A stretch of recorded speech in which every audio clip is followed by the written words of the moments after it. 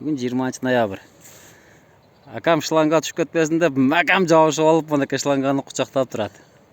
Қоқыс қой берселер, ылдыға қарап түшіп кетеді. Арқасынан мұнеке арматура қағып зымменен байлап келеді балдар. Мұна ошыл Чарбақ айылына Қызылбұлақтан су тартып отабыз.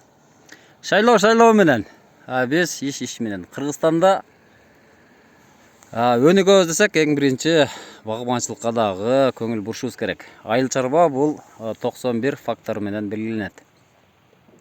Ең бірінші айыл чарбасы болса, жей ішкенге тамақ ашуыз болса, анан башқа іштерді қылалсақ болады.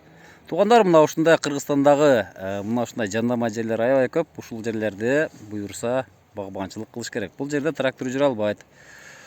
Бақтан башқа ештеке бұл жерде болбайды. Буга чейин бұл жер жөн гана айылга жакын жайыт болсо, буйрса мына ушул шлангалар тартылгандан кийин бұл жер көчөт бак болот.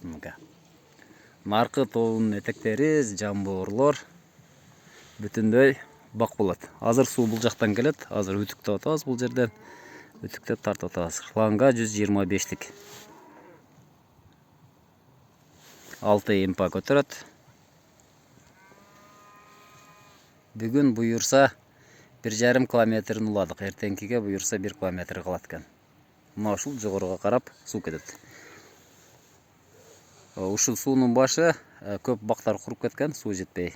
Жылдагыдан суу тартыштан улам көп бактар куруй баштаган. Бул жерге буйырса гилас тигебиз. Гиластын мекени деңиз деңгээлинен 1200-1300 бийиктикте турат. Мына ол тамашага кеткен жол. Ток жеткире албай балдар кыйналып. Азыр токко кетишти. Дижокту алып келишсе, азыр бул жерге ток жетип келет. Ака, чарчадыңызбы?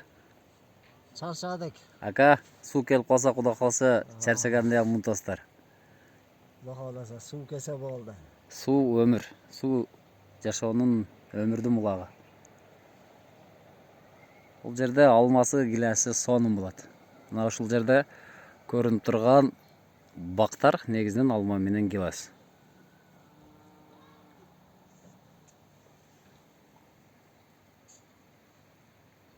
Айтайын дегеним, эгерде сиздерде дагы ушундай жамбоор болсо, демек азыр техниканын заманы. Ушундай шлангалар менен жамбоорлотуп, таштардан арылатып өтүп, суу алып келсеңиздер, чоң жерлерди өздөштүрүүгө болот. Балким сиздерде мындан дагы оңой жерлер болушу мүмкүн, суу алып келген мүмкүнчүлүгү.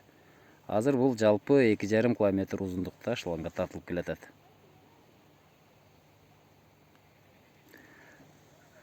Азыр ушул жерден басып түшүп кете турган болсоң, тайып жыгылышың мүмкүн, же томолоп кетишиң мүмкүн, ыктымал. Ушундай жерлерге буйрса бак болот. Жол салынат, суу келет, тамчылатып суугаруу менен бак болот. Барыңыздарды бак тигүүгө чакырабыз, туугандар. Биз менен бирге болуңуздар, тынч аман болуңуздар.